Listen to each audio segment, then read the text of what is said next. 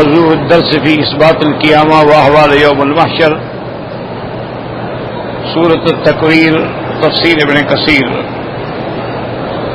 الحمد لله رب العالمين والصلاة والسلام على أشرف الأنبياء وسيد المرسلين سيدنا محمد وعلى آله وأصحابه أجمعين. اللهم صل على سيدنا محمد وعلى آل سيدنا محمد كما صليت على إبراهيم وعلى آل إبراهيم في العالمين إنك حميد مجيد. أعوذ بالله من الشيطان الرجيم. بسم الله الرحمن الرحيم. إذ الشمس كورت وإذا النجوم انكدرت وإذا الجبال سيرت وإذا الإشار عطلت وإذا الوحوش حشرت وإذا البحار سجرت وإذا النفوس زوجت وإذا الموءودة سئلت بأي ذنب قتلت وإذا الصحف نشرت وإذا السماء كشطت وإذا الجحيم سعرت وإذا الجنة أزلفت علمت نفس ما أحضرت.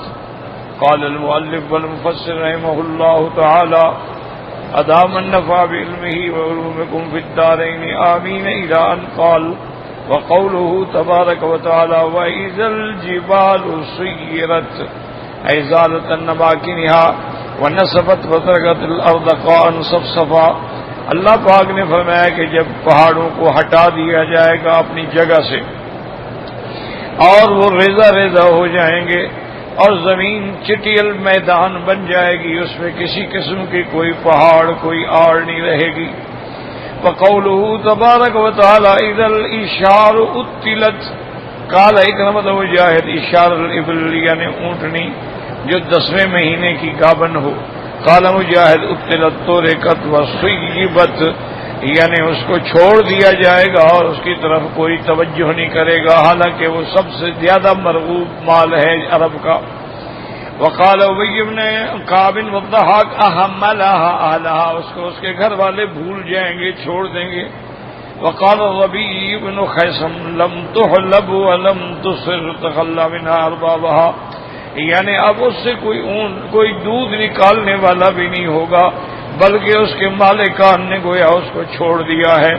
وقالت ترکت لا راعی لها حضرت ضحاک فرماتے ہیں یعنی اس کو ایسا چھوڑ دیا جائے گا کہ اب اس کا کوئی چرانے والا کوئی چرواہا بھی نہیں ہوگا. والمعنی فی ھذا کلہ متقارب. مفسر فرماتے ہیں کہ تمام اقوال جو ہیں وہ متقارب المعنی ہے. مقصد یہ ہے کہ قیامت کا حول ایسا ہوگا کہ گابن اونٹنیوں کو بھی لوگ بھول جائیں گے، چھوڑ بیٹھیں گے، کوئی نظر بھی نہیں کرے گا. والمقصود ان الاشار من الابل وهي خيارها والحوامل منها الذي قد وصل في حملها الى الشهر العاشر 11 ولا يزال ذلك اسمها حتى تدع. اب مفسر فرماتا ہے کہ اشار کہتے ہیں اونٹنی میں سے جو اس کی پسندیدہ ہو، اچھی ہو، اور حوامل حاملہ ہو اور اس کا حمل بھی 10ویں مہینے پر پہنچ گیا ہو تو گویا کہ اب وہ قریب الولادہ ہے. واحدتا اشرا ایک ہو تو اس کو اشرا کہتے ہیں. ولا یزال ذلک اسما اور یہی اس کا نام رہتا ہے اشرا حتی تدع جبکہ اس کی ولادت ہو جائے، بچہ پیدا ہو جائے.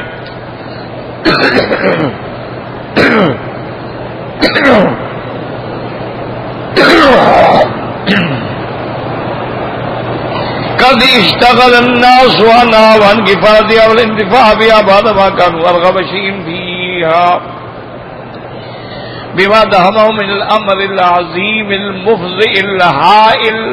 اب مفسر فرماتا ہے کہ لوگ جو ہیں اس کی کفالت، اس کے سنبھالنے، اس سے نفع اٹھانے کو بھی بھول بیٹھیں گے کیونکہ ان کو ایک امر عظیم آ گیا جو ڈرانے والا ہے، پریشان کرنے والا ہے. وہ کیا ہے؟ وہ ہوا امر یوم القیامت وانعقاد اسبابها کہ قیامت اور اس کے اسباب آنے شروع ہو گئے. ووقوع مقدماتها اور اس کے مقدمات یعنی ابتدائی علامات اشرات امارات شروع. وقیل بل یکون ذلک یوم القیامۃ یراها اصحاب کذلک لا سبیل لهم الیہا، بلکہ بعض علماء فرماتے ہیں کہ علامات میں یہ یوم قیامت ہوگا اور اس کے مالک اس کی طرف نظر بھی نہیں اٹھا سکیں گے. وَإِنْ قِيلَ فِي الْإِشْعَارِ إِنَّهَا الصَّحَابُ تُعَطَّلُ عَنِ الْمَسِيرِ بَيْنَ السَّمَاءِ وَالْأَرْضِ لِخَرَابِ الدُّنْيَا وَقِيلَ إِنَّهَا الْأَرْضُ الَّتِي تُحْشَرُ وَقِيلَ إِنَّهَا الدِّيَارُ الَّتِي كَانَتْ تُسْكَنُ تَأَثَّرَ لِذِهَابِ أَهْلِهَا. اور بعض علماء فرماتے ہیں کہ اشعار کا معنی بادل ہیں، یعنی اب بادل بھی نہیں کچھ نہیں، چونکہ اب ان کا آسمان اور زمینوں کے درمیان جانے کا، چلنے کا، برسانے کا نظام ہی ختم ہو گیا، کیونکہ دنیا ختم ہو گئی.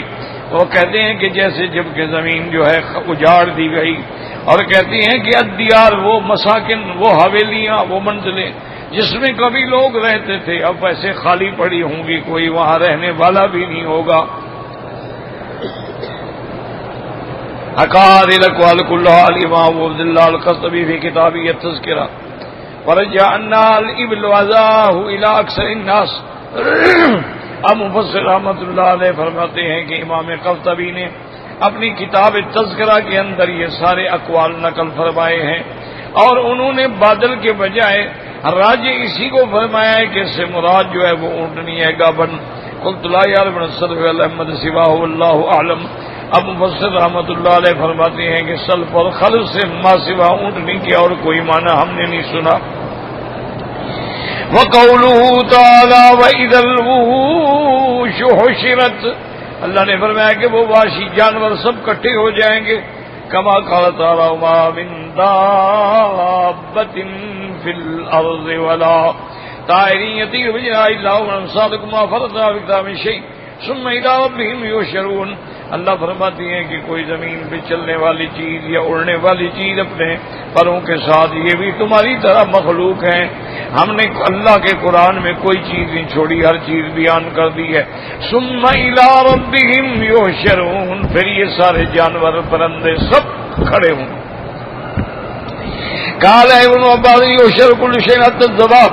حضرت ابن عباس فرماتی ہیں کہ قیامت والے دن جب اللہ ساری مخلوق کو اٹھائیں گے تو ساری مخلوق اٹھے گی، جانور ہیں حتیٰ کہ مکھی جو ہے اس کو بھی زندہ کیا جائے گا.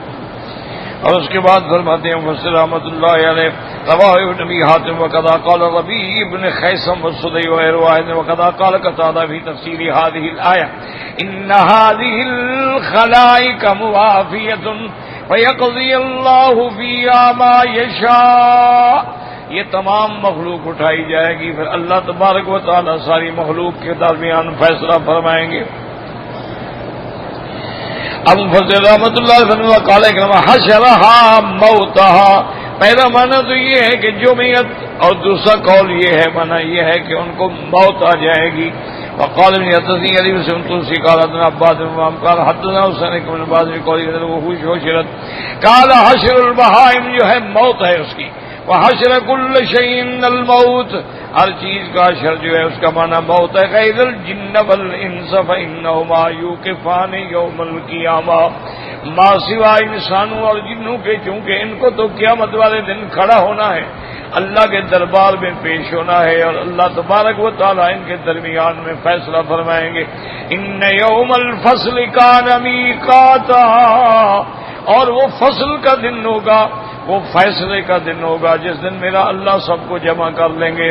قل ان الاولین والآخرین لمجموعون الی میقات یوم معلوم، سب اولین و آخرین کو اللہ اکٹھا کریں گے قیامت والے دن، اور اس کے بعد سب کے درمیان میں اللہ فیصلہ فرمائیں گے اور انصاف ہوگا، اللہ ظلم سے پاک ہیں. اس کے بعد حدثنا ابو قریب قال حدثنا وکیع عن سفیان عن ابی یعلا عن الربیع بن خیثم واذا الوحوش حشرت قال تعالی یا امر اللہ، یعنی ان پر بھی اللہ کا حکم پہنچ گیا. قال سفیان قال ابی فذكرت لكما فقال قال ابن باز حشرها موت. حضرت ابن باز فرماتے ہیں کہ یعنی ان پر موت آئے گی. وقد تقدم عن ابي بن كعب انه قال الوحوش حشرت اختلطت. قال ابن جيب الاولى قول من قال حشرت جمعت. قال الله تعالى والطير محشورة اي مجموعة. یہ سارے اقوال ہیں لیکن راجح قول یہ ہے واذا الوحوش حشرت، کہ اللہ تبارک و تعالیٰ کے قیامت کا ایسا دہم، ایسا خوف اور زلزلہ ہوگا کہ وحشی جانور جو ہیں وہ بھی مل کے کھڑے ہوں گے اور کوئی کسی کو نقصان نہیں پہنچا سکے گا. ہر قسم کا جانور ہے، انسان، سب کٹھے کھڑے ہیں، کسی کو نقصان کا تصور ہی نہیں آ سکتا. وہ اس قیامت کی سختی کی وجہ سے سب کے دماغ ختم ہو چکے ہیں. اور یہی معنی زیادہ راجح ہے کہ دوسرے مقام پہ اللہ فرماتے ہیں وَالطَّيْرَ مَحْشُورًا، اللہ تمام پرندوں کو بھی زندہ کر کے جمع فرما دیں گے.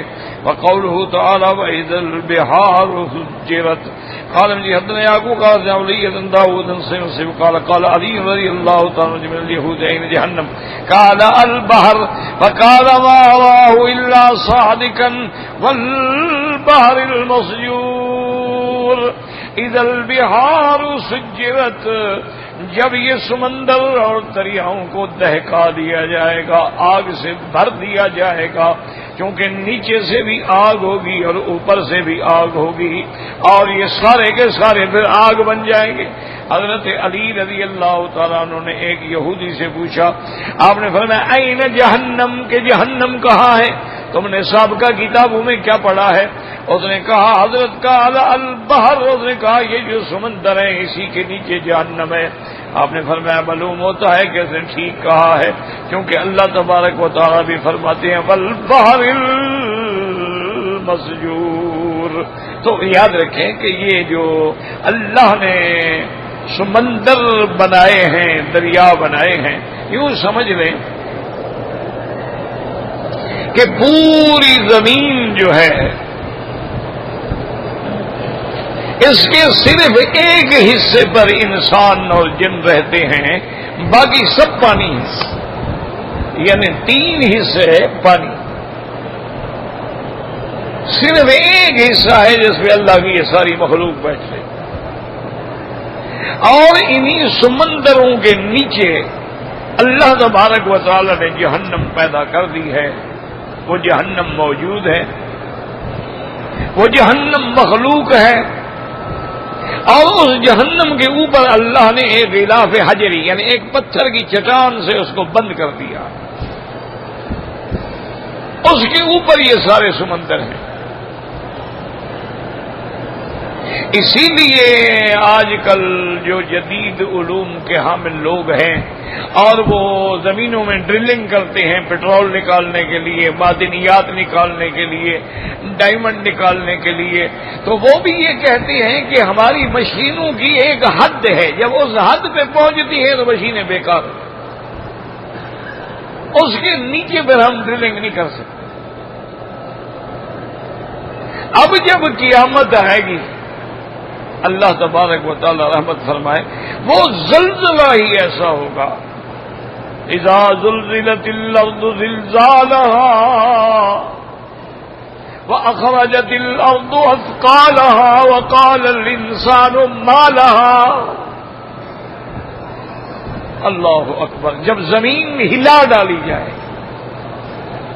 اور اسی طرح اللہ فرماتے ہیں یا ایھا الناس اتقوا ربکم ان زلزلۃ الساعۃ شیء عظیم. قیامت کا جو زلزلہ ہے وہ تو بہت بڑا زلزلہ. اب دیکھو نا دنیا میں ابھی زلزلے آئے ہیں، کئی ملکوں میں زلزلے آئے، یعنی آپ حیران ہوں گے کہ جو پہاڑ تھے وہ پہاڑ اپنی جگہ سے ہٹ گئے، اور جتنی اوپر عمارات تھی سب چورا چورا ہو گیا. یہ تو معمولی زلزلہ ہے نا، وہ تو قیامت کا زلزلہ ہوگا. تو اس وقت یہ عالم ہوگا. کہیں اللہ فرماتے ہیں اذا البحار سجرت، جب دریاؤں کو دہکا دیا جائے، اور کہیں فرماتے ہیں اذا البحار فورجت، کہ جب دریاؤں کو کھول دیا جائے. کیا مانا؟ اب دریاؤں کے درمیان میں رکاوٹ ہے، حاجز ہے. مرج البحرین یلتقیان بینہما برزخ لا یبغیان. 2 دریاؤں کے درمیان میں حاجز ہے، یہ حاجز اٹھ جائیں، وہ جو زلزلہ آئے گا نہیں سب کچھ ختم. اور اسی کے اندر وہ غلاف حجری جو اللہ نے جہنم کے اوپر رکھا ہوا ہے وہ ٹوٹ جائے. اور اوپر سے اللہ تبارک و تعالی سورج ہے، چاند ہے، تارے ہیں، ان سب کو بے نور کر کے اسی جہنم میں ڈال دیں. اور پھر اللہ تبارک و تعالی ہوائے دبور کو حکم دیں گے کہ ہوا چلے گی، اس آگ کو بھڑکائے گی تو سارا بھڑک کے جہنم بن جائے. اعاذنا اللہ منہا. اللہ تبارک و تعالی ہر مسلمان کو جہنم سے پناہ عطا فرمائے. تو اس لیے اب مفسر رحمت اللہ علیہ ذکر فرما رہے ہیں کہ وَإِذَا الْبِحَارُ سُجِّرَتْ.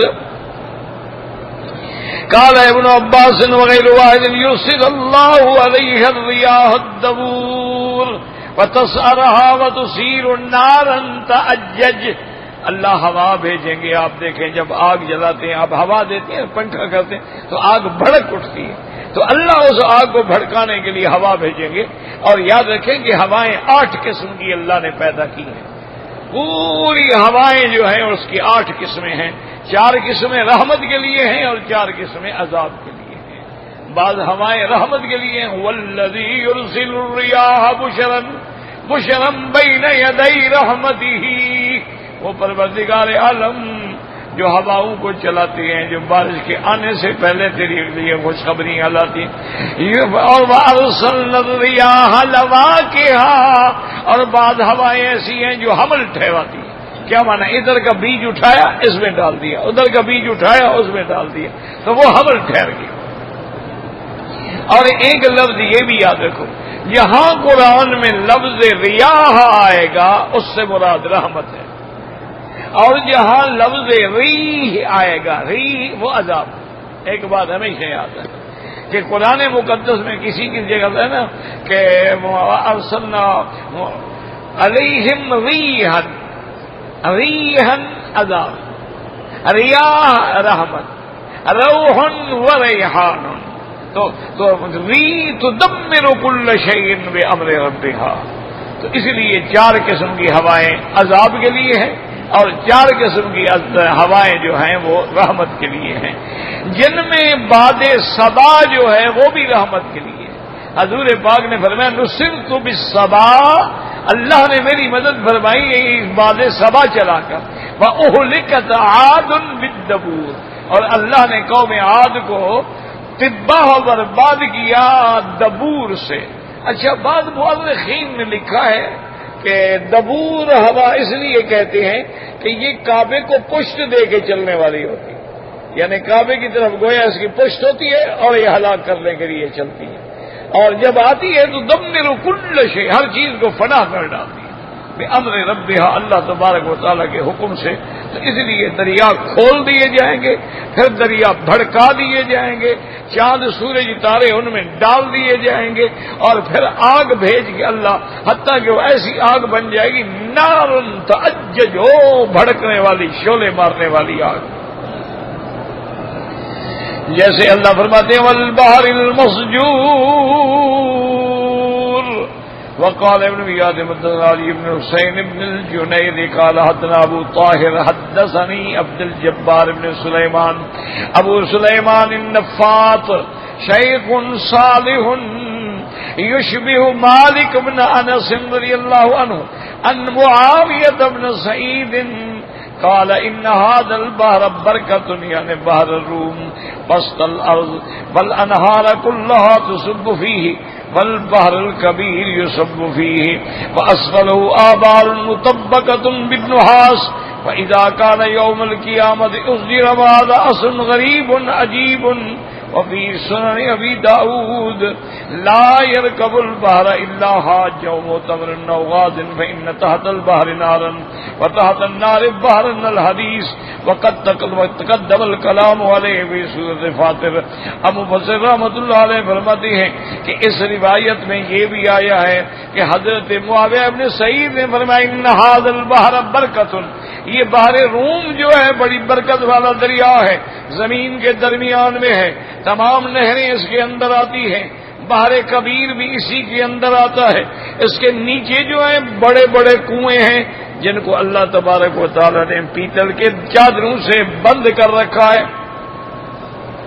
فَإِذَا كَانَ يَوْمُ الْقِيَامَةِ، جب قیامت آئے گی تو ڈھکنے اٹھا لیے جائیں گی اور آگ بھڑک اٹھے گی. لیکن مفسر فرماتے ہیں کہ اصل غریب عجیب اس میں غرابت ہے۔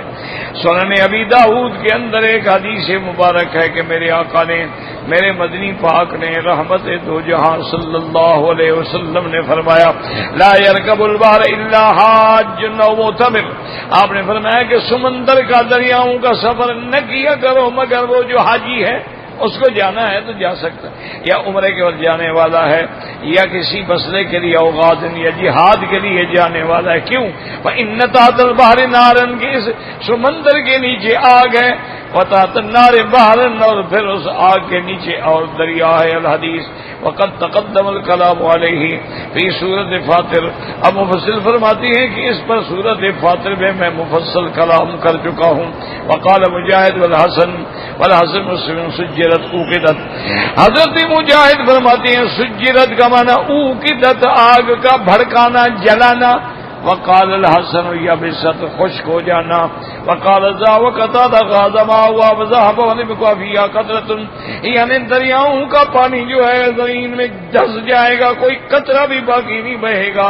وقال ذهب ايضا سجرت فجرت فتحت وسيرت، ان کو کھول دیں گے پھر چلا دیں گے۔ وقال ربيع بن خيثم سجرت فاضل، معنی یہ ہے کہ دریا بہہ جائیں گے۔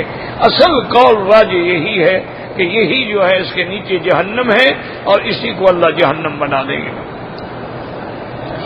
وَإِذَا النُّفُوسُ زُوِّجَتْ، اللہ نے فرمایا کہ جب نفسوں کو ملا دیا جائے گا، کیا معنی؟ جمع کل شکل الی نظیرہ، ہر کسی کو اس کے ہم شکل کے ساتھ ملایا جائے گا۔ یہودی یہودی کے ساتھ، نصرانی نصرانی کے ساتھ، مجوسی مجوسی کے ساتھ، فاسق فاسق کے ساتھ، فاجر فاجر کے ساتھ۔ احشر الذین ظلموا وازواجہم، اللہ فرماتے ہیں کہ ہم ان سب کو کھڑا کریں گے جنہوں نے اپنے جانوں پہ ظلم کیا اور ان کے جوڑے۔ وقال ابن زیاد بن ابی قال حدثنا محمد بن صباح البزار قال حدثنا الولید بن ابی سلمہ بن نماشین قال قال رسول اللہ واذا النفوس زوجت قال الظلماء، ہر قسم کل رجل ما کل قوم كانوا يعملون عمله، ہر بندے کو اس قوم کے ساتھ کھڑا کیا جائے گا جیسے وہ عمل کرتا تھا، یعنی لوتیوں کو لوتی کے ساتھ، زانیوں کو زانی کے ساتھ، فاجروں کو فاجروں کے ساتھ، شرابیوں کو شرابوں کے ساتھ، سود خوروں کو سود خوروں کے ساتھ، ہر کسی کو اس کی جماعت میں کھڑا کیا جائے گا قیامت والے دن۔ اور اس کے بعد مفسر فرماتے ہیں قال ابن ابی حاتم وذلك بان اللہ عز وجل یقول، اللہ پاک فرماتے ہیں وکنتم ازواجا ثلاثا، تمہیں 3 قسموں میں تقسیم کر دیا جائے گا۔ فاصحاب المیمنۃ ما اصحاب المیمنۃ، داہنے والے کیا ہی خوب قسمت والے ہیں داہنے والے۔ واصحاب المشأمۃ ما اصحاب المشأمہ، اور بائیں والے کیسے بدبخت ہیں بائیں والے۔ والسابقون السابقون، اور ہر دین کے عمل میں سبقت کرنے والے، ان کا مقام سب سے اونچا ہوگا۔ یہ وہ قسمیں ہوں گی قیامت والے دن۔ ثم رواه ابن بیات من طرق ناصر سواق بن حرب نعمان بشیر بن الخطاب خطب الناس فقرا اذا النفوس زوجت فقال تزوجها ان تؤلف كل شيعة الى شيعتهم۔ حضرت عمر بن الخطاب رضی اللہ تعالی نے خطبہ فرمایا اور اس خطبے کے اندر یہ ارشاد فرمایا، اللہ فرماتے ہیں اذا النفوس زوجت، تو قیامت میں ہر کسی کو اس کی پارٹی میں کھڑا جائے گا، شیعہ شیعہ کے ساتھ، خارجی خارجی کے ساتھ، قادیانی قادیانی کے ساتھ۔ وفي روایت ہما الرجلان يعملان العمل ويدخلان به الجنة او النار، یعنی بعض لوگ جنت والے ان کو جنت والوں کے ساتھ، جہنم والے ان کو جہنم والوں کے ساتھ۔ وفي روایت نعمان قال سئل عمر عن قوله، حضرت عمر سے پوچھا گیا کہ اللہ فرماتے ہیں وَإِذَا النُّفُوسُ زُوِّجَتْ، کیا معنی؟ آپ نے فرمایا يَقْرُنُ بَيْنَ الرَّجُلِ الصَّالِحِ مَعَ الرَّجُلِ الصَّالِحِ، صالح کو صالح کے ساتھ، وَيَقْرُنُ بَيْنَ الرَّجُلِ السُّوءِ مَعَ الرَّجُلِ السُّوءِ، اور برے کو برے کے ساتھ فِي النَّارِ، وَذَلِكَ تَزْوِيجُ الْأَنفُسِ۔ وفي رواية عن النعمان أن عمر قال للناس ما تقولون في هذا تفسير هذه الآية، وَإِذَا النُّفُوسُ زُوِّجَتْ، حضرت عمر نے فرمایا اس آیت کی تفسیر بیان کریں، فَسَكَتُوا، سب چپ گئے. قال ولكن اعلموا الرجل يزوج نذير من اهل الجنه والرجل يزوج نذير من اهل النار. آپ نے فرمایا الحمدللہ میں جانتا ہوں اللہ قیامت میں جنت والوں کو جنت والوں کے ساتھ اٹھائیں گے اور جہنم والوں کو جہنم کے ساتھ اٹھائیں گے. ثم قرأوا شر الذين ظلموا وازواجهم وقالوا في بعض الكتب النفوس زوجت. قال ذلك حين يقول الناس ازواجا ثلاثه. وقال ابن منجين مجاز النفوس زوجت. قال الامثال من الناس جمع بينهم. وقضى قال الربيع بن خيثم والحسن وقتادة واختار ابن جرير وهو الصحيح. قول آخر في قوله تعالى وإذا النفوس زوجت. قال ابن ابي حاتم حدثنا علي بن الحسين قال حدثنا احمد بن الرحمن قال حدثني ابي النبي عن اشعث بن سرار عن جعفر بن سعيد بن جبير بن عباس قال يسيل واد من اصل العرش من ماء فيما بين الصيحتين ومقدار ما بينهما 40 عاما فينبت منه كل خلق بلي من الانسان او طير او دابة. اب حضرت ابن عباس رضی اللہ عنہ فرماتے ہیں اللہ کی عرش کے نیچے سے دریا میں سے ایک وادی پانی کی آئے گی اور بین الصیحتین بین النفختین نفخہ اولا اور نفخہ ثانیہ کے درمیان کے اندر اور تقریباً 40 سال تک وہ پانی بہے گا. وَيَنبُتُ مِنْهُ كُلُّ خَلْقٍ اور جتنے انسان ہیں جن مخلوق جو بالکل گل گئی ان کو دوبارہ اللہ زندہ کر دیں گے. وَلَوْ مَرَّ عَلَيْهِمْ مَارٌ قَدْ عَرِفَهُمْ قبل ذلك ليرفعون على وجه الارض قد نبتوا. اب جب وہ زمین سے ایسے نکلیں گے جیسے کوئی چیز زمین سے پیدا کر دی گئی ہے تو جاننے والے ان کو پہچان لیں گے. ثم توصل الارواح، پھر اس کے بعد اللہ روح بھیجیں گے. فتزوج الاسجاد اجساد، یعنی روح کو جسد سے ملا دینا، اسی کا نام ہے وَإِذَا النُّفُوسُ زُوِّجَتْ اے زُوِّجَتْ بالابدان. قال زوج المؤمنون بالحور العین وزوج الکافرون بالشیاطین حقا وکرذبی فی التذکرۃ. اب مفسر رحمۃ اللہ فرماتے ہیں کہ زوجت کا معنی جوڑنا، ملا دینا، یا تو روح کو بدن سے ملا دیا جائے گا، یا زوجت کا معنی یہ اللہ مومنوں کی حوروں سے شادی کر دیں گے اور اللہ کافروں کو شیاطین کے ساتھ جوڑ دیں گے جہنم میں. واللہ اعلم.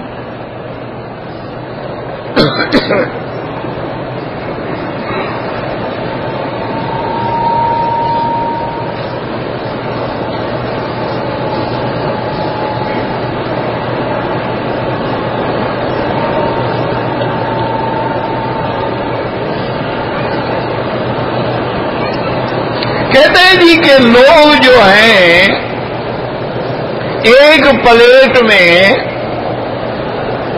چینی رکھ کے پلیٹ کو ڈھک دیتے ہیں،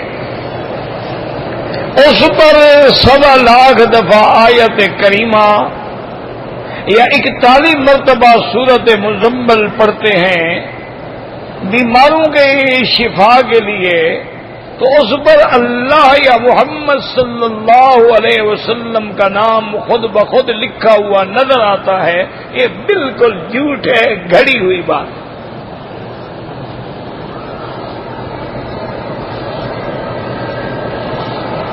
ہر مشکل کے لیے آیت کریمہ کا پڑھنا جو ہے وہ میرے مدنی پاک نے فرمایا ہے کہ اسم اللہ الاعظم، آپ نے فرمایا اس میں اللہ کا اسم اعظم چھپا ہوا ہے.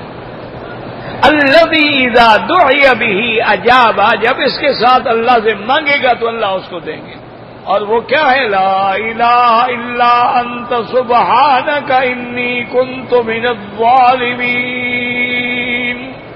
یہ تو حدیث میں ہے اور یہ بھی قرآن میں ہے کہ اللہ کے پیغمبر نے جب اللہ کو پکارا مچھلی کے پیٹ میں، اللہ فرماتے ہیں فاستجبنا لہ، ہم نے اپنے پیغمبر کی دعا قبول کر. فنجیناہ من الغم، ہم نے ان کو اس قید سے نجات دی. اور آگے فرماتے ہیں وَكَذَلِكَ نُنْجِي الْمُؤْمِنِينَ، اگر ایمان والے پڑھیں گے مانگیں گے تو ان کو بھی میں غم سے نجات دوں. یہ تو قرآن میں ہے، حدیث میں ہے، ہمارا ایمان ہے۔ بیماری کے لیے پڑھیں، ہمارا ایمان ہے۔ باقی یہ ہے کہ چینی رکھو اور اس پر پلیٹ دو اور پھر وہاں حضور کا نام لکھا ہوا نظر آ جاتا ہے، یہ کوئی ڈرامے بناتے ہیں، اس کا قرآن حدیث سے کوئی تعلق۔ خدا کے بندوں، مجھے ایک بات سمجھائیں، آج تک اللہ نے آپ کو عقل دیا ہے، لاکھوں صحابہ نے قرآن میرے مدنی پاک سے پڑھا، ان صحابہ نے تو کبھی نہیں کیا کہ چینی کی پلیٹ رکھی ہو اور اس کے اوپر یہ پڑھتے ہوں اور وہاں حضور کا نام نظر آ جاتا ہو۔ تمہیں کیسے نظر آ جاتا ہے؟ صحابہ کو بھی نظر نہیں آیا، اہل بیت کو بھی نظر نہیں آیا، تابعین اور تبع تابعین اور محدثین اور فقہاء اور مجتہدین کو بھی نظر نہیں آیا۔ یہ اصل میں اللہ معاف کرے، اللہ معاف کرے، دنیا کو دھوکہ دینے کے لیے لوگوں نے حضور پاک کی ذات کو نعوذ باللہ ذریعہ بنا لیا ہے کھانے پینے کا۔ ایک پیر صاحب تھے، وہ فوت ہو گئے ہیں، ان کی بڑے پیر تھے، بڑی مخلوق ان کی مرید تھی، بہت بڑی گدی اب بھی ہے۔ ان کی عادت یہ ہوتی تھی کہ جب وہ کبھی سفر پہ نکلتے، کہیں جانا ہوتا، تو بڑے آدمی تھے، ان کے ساتھ 8-8 10-10 گاڑیاں اور بڑی بڑی گاڑیاں اور کاریں اور موٹریں اور ایک جلوس ہوتا۔ اب جب سڑک پر جاتے ہوئے جنگل میں کسی خاص جگہ پر جب پہنچتے تو بس فوراً کہتے گاڑی روکو، جب گاڑی روکتے سب گاڑیاں رک جاتی، جلدی سے چھلانگ مار کے جیپ سے دوڑتے اور دور جا کے ہاتھ باندھ کے کھڑے ہو جاتے۔ اب گھنٹہ کھڑے، اب ٹریفک ادھر کا بھی جام ہو گیا، ادھر کا بھی جام ہو گیا، پیر صاحب وہاں جناب ہاتھ باندھے مراقبہ کر کے کھڑے ہوئے ہیں۔ تھوڑی دیر کے بعد واپس آئے، آنسو بہ رہے ہیں، اور خاص خلفاء مریدوں نے لپیٹ لیا۔ حضرت کیا پر میں حضور پاک کی سواری جا رہی تھی، میں ملنے کے لیے گیا تھا۔ یعنی اتنا بڑا جھوٹ، حضور پاک بی بی عائشہ کو بھی نہیں ملے موت کے بعد، حضور پاک بی بی عائشہ اور حضرت علی کی لڑائی ہو گئی، ہزاروں صحابہ شہید ہو گئے، حضور نہیں آئے۔ حضرت علی اور حضرت معاویہ کے اندر جنگ ہو گئی، ہزاروں صحابہ شہید ہو گئے، حضور پاک نہیں آئے۔ کربلا میں حضرت حسین کا پورا خاندان شہید ہو گیا، نہ حضور آئے نہ حضرت علی آئے۔ تم جب چاہتے ہو میلاد کر کے بلا دیتے ہو، عرس پر بھی بلا لیتے ہو، 10 دیگیں پکا کے بھی بلا لیتے ہو، چینی کی پلیٹ رکھ کے بھی بلا لیتے ہو، خدا کو پتہ نہیں مرنے کے بعد جواب کیا دو؟ وہ یار بیٹھ جاؤ نا، مہربانی کرو نا۔ یہ بالکل جھوٹ ہے، بالکل اس کی کوئی حقیقت۔ باقی شرک تو تب ہے نا کہ جب نعوذ باللہ اس سے کوئی مدد مانگ، وہ تو ایک اصل میں یہ اچھا۔ اب یہ آپ حیران ہوں گے، پیر تو خیر پیر ہوتے ہیں نا، اب یورپ کے اندر انگریز ہیں، کافر ہیں، بعض یہودی ہیں، بعض نصرانی ہیں، بعض لا مذہب ہیں، ان کے پاس ایک علم ہے، اس کو کہتے ہیں علم الحاضرات۔ علم الحاضرات کا کیا معنی ہے؟ آپ ان کے پاس جائیں گے کہ جی میرا ابا مر گیا ہے یا میرا بھائی مر گیا ہے، مجھے بڑی اداسی ہے، پریشانی ہے، میں اپنے بھائی سے ملنا چاہتا ہوں۔ کہتے ہیں کوئی بڑی بات ہی نہیں ہے، تشریف لے آئیں۔ وہ جناب کمرے میں لے جائیں گے، کمرے کے اندر میز ہے، میز پہ گلاس رکھے ہوئے ہیں خالی، اور وہ بالکل اندھیرا کر دیں گے۔ اس کے بعد وہ پڑھنا شروع کریں گے، وہ کہیں گے تھوڑی دیر کے بعد اب تمہارا بھائی اس گلاس میں آ گیا ہے، اپنے بھائی سے پوچھو، سوال جواب جو کچھ کرنا ہے پوچھو۔ پوچھتا ہے، وہ جواب دیتا ہے، وہ آواز بھی اس کے بھائی کی ہے۔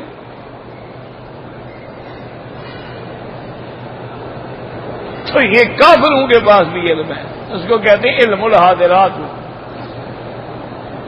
جوگیوں کے پاس بھی یہ علم ہوتے ہیں۔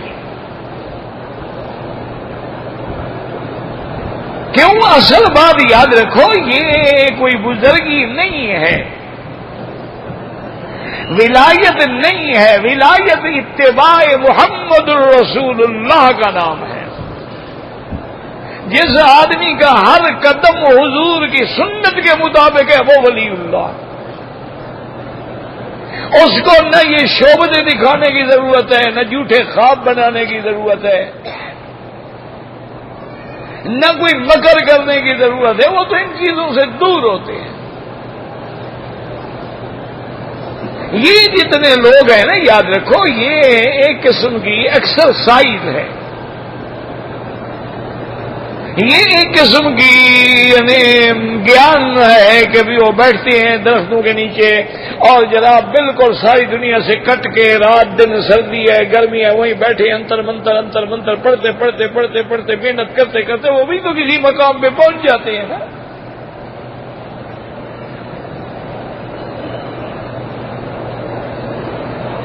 اللہ تبارک و تعالی رحمت کرے، مجھے خود واقعہ پیش آیا،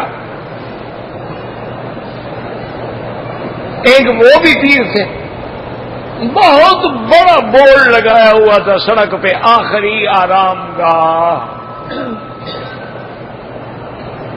اور اس کے بارے میں انہوں نے مجھے کہا کہ جناب یہ بزرگ جو ہے یہ پیر اتنا پہنچا ہوا ہے کہ جب ان کی خدمت میں جائیں اور آپ اس کی بیعت کرنا چاہیں تو بیعت کرتے ہوئے وہ کہتے ہیں اب تم آنکھیں بند کرو، آنکھیں بند کرتے ہیں، وہ کہتے ہیں ابھی آنکھیں بند کر کے بیٹھے رہو، کچھ پڑھتا ہے وہی حضور کی زیارت ہو جاتی ہے۔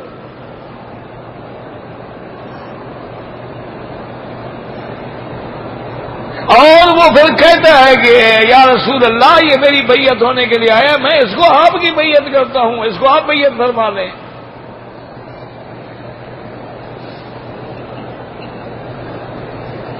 میں حیران، میں نے پہلے بہرحال اتفاق کی بات ہے کہ سردی کی رات تھی، گاڑی ہماری خراب ہو گئی اور وہاں سے ہم پیدل چلے، کیا کریں بھی گاڑی سڑک پہ چھوڑ دی، ڈرائیور سے ہم نے کہا بھی تم تو گاڑی کو بند کر کے اندر سو جاؤ، اور ہم پیدل چلتے ہیں، پیدل چلنے میں سردی بھی نہیں لگے گی، کسی بستی میں تو پہنچ جائیں گے نا۔ 4-5 آدمی تھے، جب سڑک پہ آئے تو میں نے دیکھا وہ بورڈ سامنے آ گیا، میں نے ان سے کہا یار چلو اس پیر کو مل لیتے ہیں، رات گزارنے کا بہانہ بھی بن جائے گا۔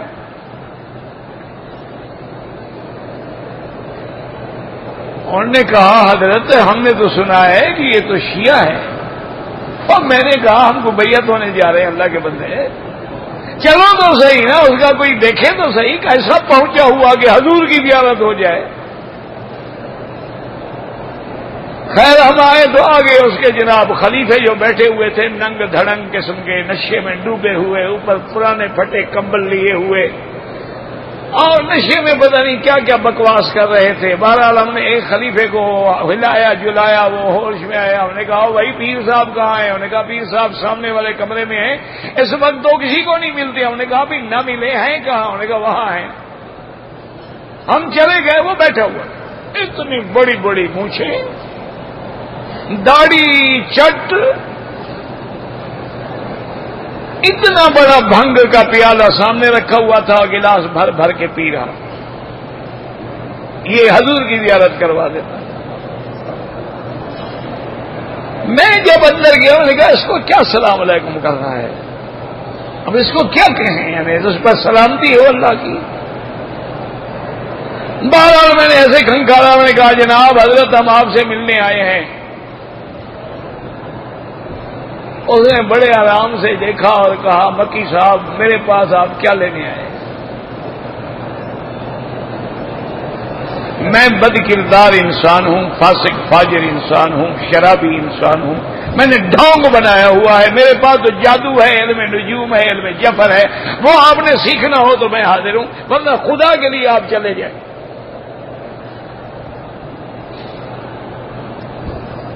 میں نے کہا خدا کے بندے ہم سردی میں آئے ہیں، چلو کوئی کمرہ شمرہ تو دو حضرات کو۔ انہوں نے کہا نہیں آپ جائیں، اگر آپ رہیں گے تو میں یہاں سے جاتا ہوں، میں بیٹھ نہیں سکتا۔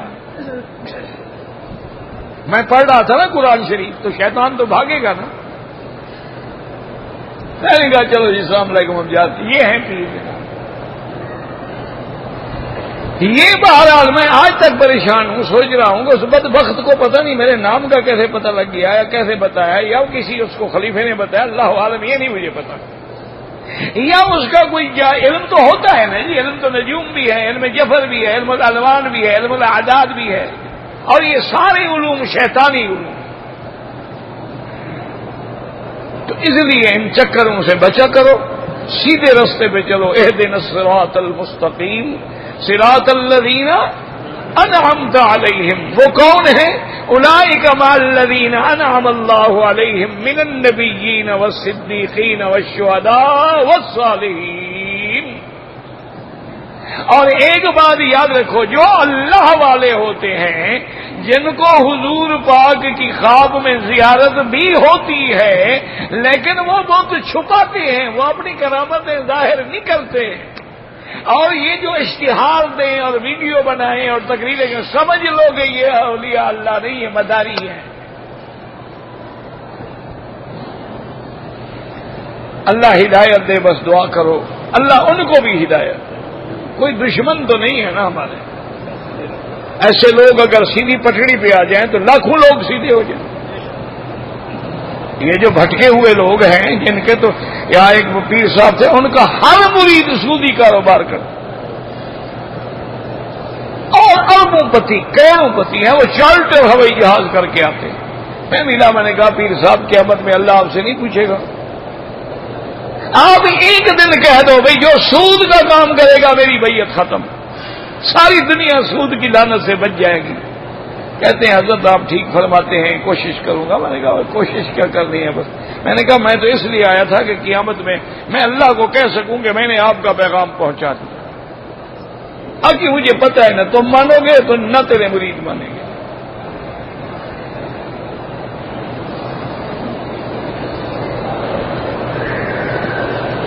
کہتے جی کہ سونے چاندی کے زیور جو عورت نے پہنے ہوئے ہیں، امام احمد ابن حنبل رحمت اللہ علیہ جن کی فقہ پر اس ملک میں نظام حکومت چلتا ہے، ان کے نزدیک پہنے ہوئے زیور پہ زکوٰۃ نہیں ہے.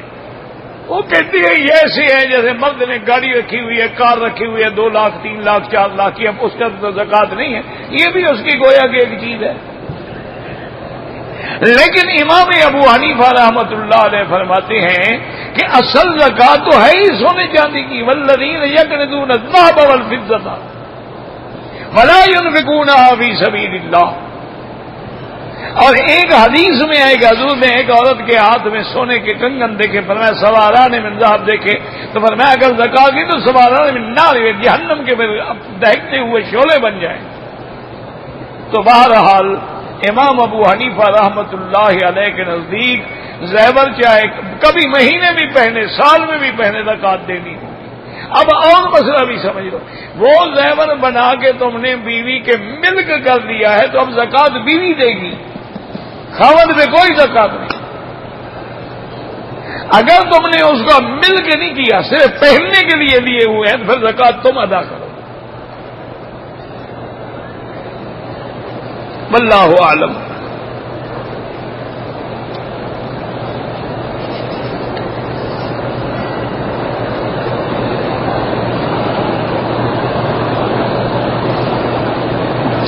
اگر ایک آدمی نے طواف کے دوران کسی مجبوری سے طواف چھوڑ کے نکل گیا، مثلاً وضو کی ضرورت پڑ گئی، تو اگر وہ 4 چکر کر چکا ہے تو جہاں چھوڑا ہے وہاں سے شروع کرے گا. اگر 1 چکر ہے یا 2 چکر ہے پھر ابتدا سے شروع کرے گا.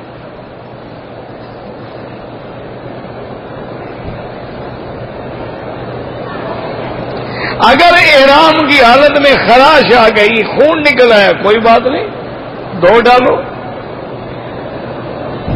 کوئی وضو کی ہاتھ صاف کر لیے، ٹھیک ہو گیا.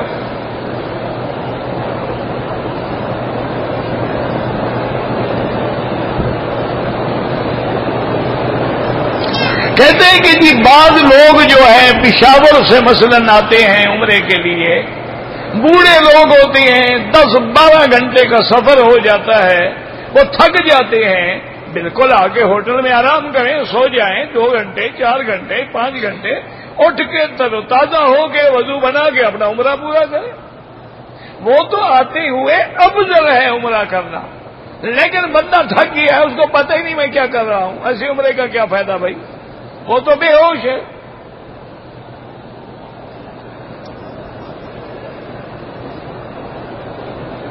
کہتے جی کہ جہنم اگر نیچے ہے، جنت آسمانوں پہ ہے، تو حضور کو نظارہ دکھا دیا گیا۔ جیسے آج آپ ٹی وی سکرین پہ کتنے ملک کی دور کی خبریں دکھا دیتے ہیں، اللہ نہیں دکھا سکتا ہے؟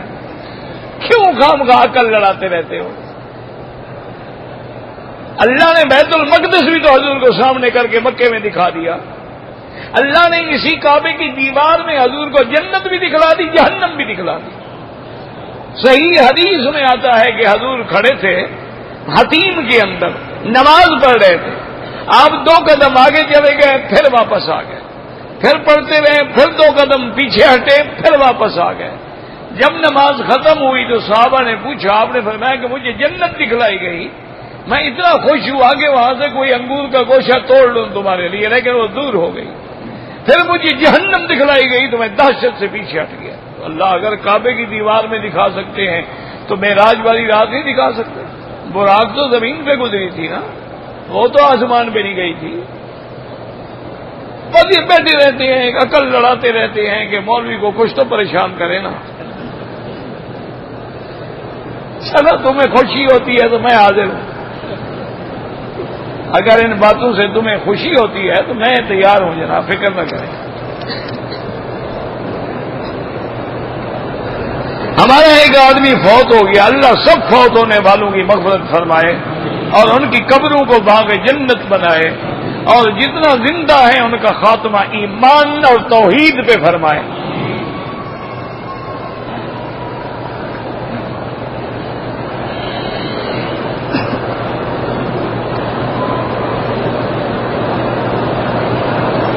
کہتے ہیں جی کہ ایک دفعہ آپ کا درس نہیں تھا تو کچھ لوگ آپس میں کہہ رہے تھے کہ مولوی مکی فوت ہو گیا، تو کوئی بات نہیں، اس میں ناراضگی کی کیا بات ہے؟ کوئی اس میں ناراضگی کی کوئی بات، بیچاروں کو کسی نے کہا ہوگا۔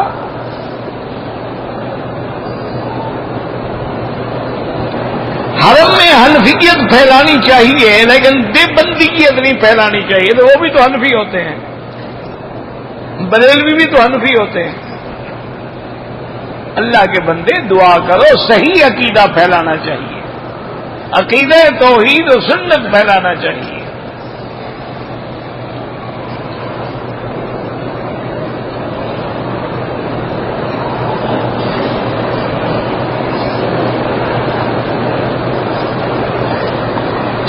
ایک آدمی سعودی عرب میں ہے، اس کی بیوی نے کسی دوسرے آدمی کے ساتھ غلط کام کیا، شوہر کو طلاق دیا۔ بیوی بھی طلاق دیتی ہے؟ خدا کے بندے، یہ کوئی الٹی بیوی ہے؟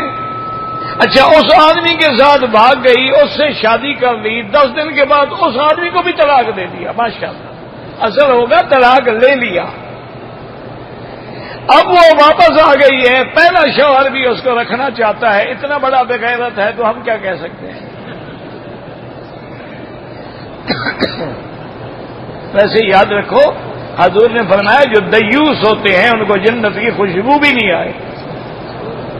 جب تمہیں پتہ ہے یار تمہاری بیوی ہے، وہ چلی گئی، دوسرے سے شادی کر لی، اس سے بھی طلاق لے لی، پھر واپس آ گئی، پھر تم رکھنا چاہتے ہو ایسی لعنت کو؟ طلاق دو، دفع کرو۔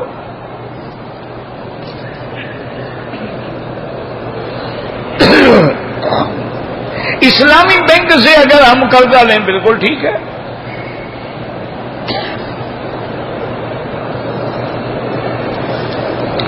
مرد کے لیے لوہے کی یا تانبے کی انگوٹھی مرد کے لیے بھی حرام ہے، عورت کے لیے بھی حرام ہے، کیونکہ لوہا جو ہے وہ تو جہنمیوں کا زیور ہے۔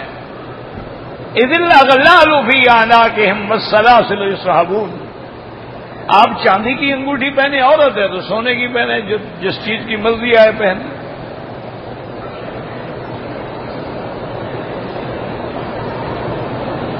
کہتے جی کہ جو لوگ صحابہ پر تبرہ کرتے ہیں، لا شک فی ذالک، اللہ جن پہ راضی ہو اور وہ ان پر تبرہ کریں، اللہ کہتے ہیں رضی اللہ عنہم، میں ان سے راضی ہو گیا، اور وہ ناراض ہیں، تو پھر قرآن پر ایمان رہ گیا؟ جب قرآن پر ایمان نہ رہے تو مسلمان کیسے رہا؟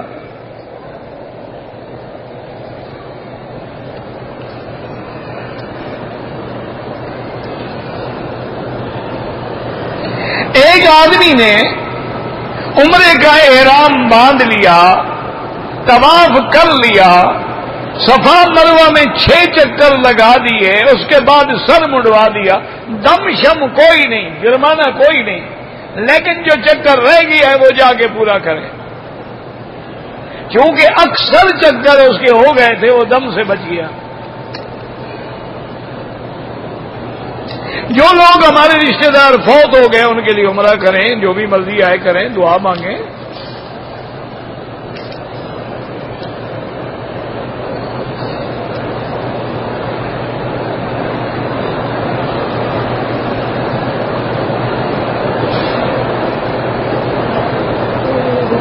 میں نے سمجھا نہیں، کوئی شخص منافع جو ہے، منافع لے، 10 روپے کی چیز لے، بدل کر دیتا ہے، میں نے نہیں سمجھا کیا مقصد ہے۔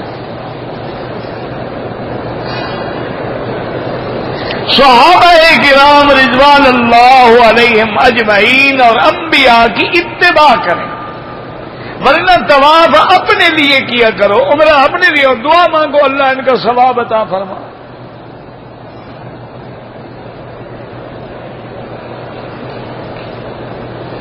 اگر والد کا نام ابراہیم ہے، اپنے بیٹے کا نام اسماعیل رکھ سکتا ہے، بالکل رکھ سکتا ہے، کوئی منع نہیں، اور اچھی بات ہے، دونوں پیغمبروں کے نام آ جائیں گے۔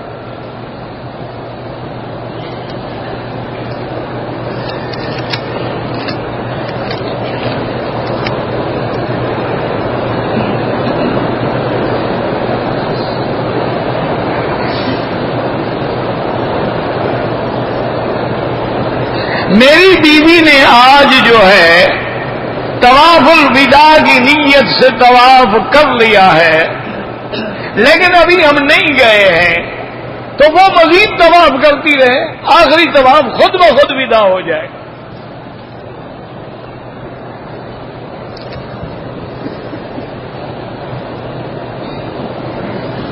جیرانہ کا عمرہ بڑا ہوتا ہے یا چھوٹا ہوتا ہے، جو اللہ کے ہاں قبول ہو جائے وہ بڑا ہوتا ہے، ورنہ تو کچھ بھی نہیں ہوتا۔ یہ تو چونکہ تنعیم جو ہے مسجد عائشہ قریب ہے، اس کو چھوٹا کہہ دیتے، وہ تھوڑا دور ہے تو بڑا کہہ دیتے، ورنہ عمرہ تو عمرہ ہے، اور وہاں سے خود حضور پاک نے احرام باندھ کے عمرہ فرمایا ہے، اور مسجد عائشہ سے آپ کے حکم پہ سیدہ عائشہ نے عمرہ فرمایا۔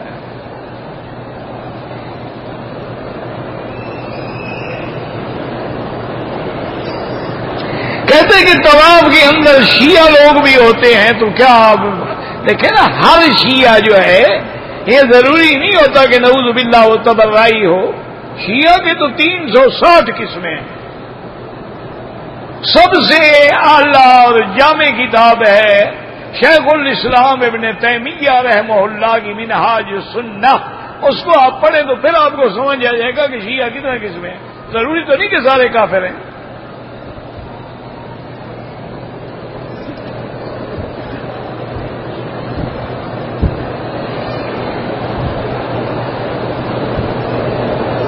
حضور کے روضے سے آواز آئی نماز قائم کرو، جو شخص 7 آدمیوں میں تقسیم کرے 11 دن خوشی ہو، بالکل یہ غلط بات ہے، غلط ہے۔ کس کو آواز آئی ہے؟ کس نے سنی ہے؟ صحابہ کو تو کبھی آواز نہیں آئی، تمہارا مرتبہ کو زیادہ بلند ہو گیا۔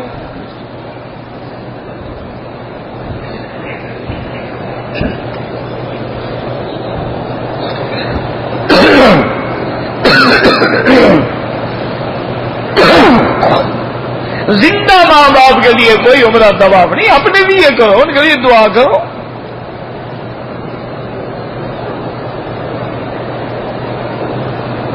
اگر ہم نے عصر کی نماز کے بعد طواف کیا ہے تو امام ابو حنیفہ رحمۃ اللہ علیہ کے نزدیک 2 رکعت مغرب کے بعد پڑھیں، باقی ائمہ کے نزدیک اللہ کے حرم میں ہر وقت جائز ہے۔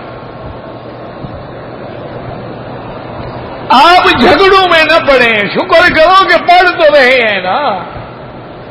بدقسمت تو وہ ہے جو نہ عصر کے بعد پڑھتا ہے نہ مغرب کے بعد پڑھتا ہے، خود نماز ہی نہیں پڑھتا، طواف ہی نہیں کرتا۔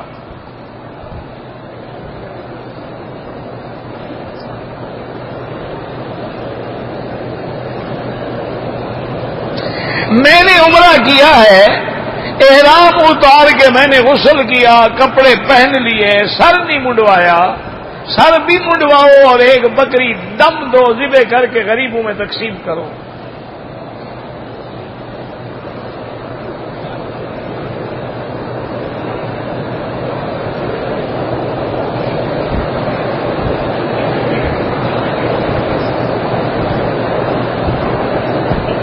میاں بیوی عمرے پہ آئے تھے، طواف کرنے کے بعد ہوٹل چلے گئے، صفا مروہ نہیں کی، اوپر والی چادر اتار کے قمیض پہنی، اسی وقت پتہ نہیں کون بیٹا آ گیا، اسے سمجھایا، پھر وہ حرم میں آئے، انہوں نے آ کے صفا مروہ دوڑی، بال کٹوائے، ٹھیک ہو گیا۔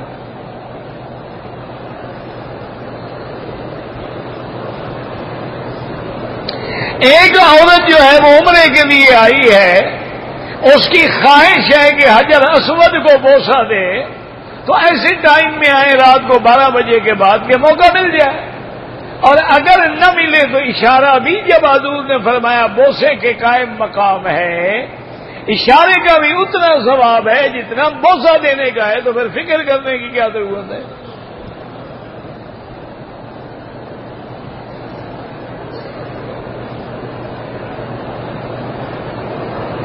طواف کے دوران میں نے حجر اسود کو بوسہ دیا ہے، کوئی حرج نہیں، کیا ہو گیا؟ اچھی بات ہے۔ ربنا تقبل منا انك انت السميع العليم وتب علينا انك انت التواب الرحيم اللهم فرج هم المهمومين نفس كرب المكروبين واقض الدين عن المدينين واشفنا واشف مرضانا ومرضى المسلمين۔ یا اللہ بیماروں کو شفا عطا فرما، بے حیاؤں کو حیا عطا فرما، یا اللہ بے دینوں کو دین عطا فرما، بے اولادوں کو اولاد عطا فرما، یا اللہ جن کی اولادیں ہیں ان کو صالح بنا، جن کے گھروں میں بچیاں ہیں ان کے رشتے آسان فرما، یا اللہ بے روزگاروں کو روزگار عطا فرما، قرض داروں کے قرض عطا فرما، یا اللہ ہمیں مانگنا بھی نہیں آتا، بغیر مانگے اپنی نعمتیں عطا فرما، یا الہ العالمین تمام دین کے کام کرنے والوں کی قدم قدم پہ حفاظت فرما، یا اللہ مسلمان کشمیر میں ہیں، فلسطین میں ہیں، عراق میں ہیں، سوریہ میں ہیں، برما میں ہیں، عرب میں ہیں، عجب میں ہیں، ہوا میں ہیں، فضا میں ہیں، بر میں ہیں، باہر میں ہیں، ان کی جان مال آبرو عزت کی حفاظت فرما، یا الہ العالمین اس بلد الامین کو قیامت تک ہر فتنے سے محفوظ فرما، یا اللہ پاکستان سے بھی اپنے عذاب رفع فرما، یا اللہ اپنا عذاب رفع فرما، یا اللہ ہم گناہگار ہیں، عاجز ہیں، بد کردار ہیں، تیرے دروازے پہ بیٹھ کے سوال کرتے ہیں، ہمیں اپنی رحمتوں سے محروم نہ فرما۔ اللہم نور وجوہنا بنور الایمان، نور قلوبنا بنور العرفان، اللہم ارزقنا علوم الاحادیث والقرآن، ربنا آتنا فی الدنیا حسنۃ وفی الآخرۃ حسنۃ وقنا عذاب النار۔ صلی اللہ تعالی علی خیر خلقہ سیدنا محمد وعلی آلہ وصحبہ اجمعین۔ اللہم صلی علی سیدنا محمد وعلی آل سیدنا محمد كما صليت على ابراهيم وعلى ال ابراهيم في العالمين انك حميد مجيد۔ ایک چھوٹا سا سوال ہے، عمرے کے بعد اور سب منوانے کے بعد یہ غسل ضروری ہے؟ جو گزر گیا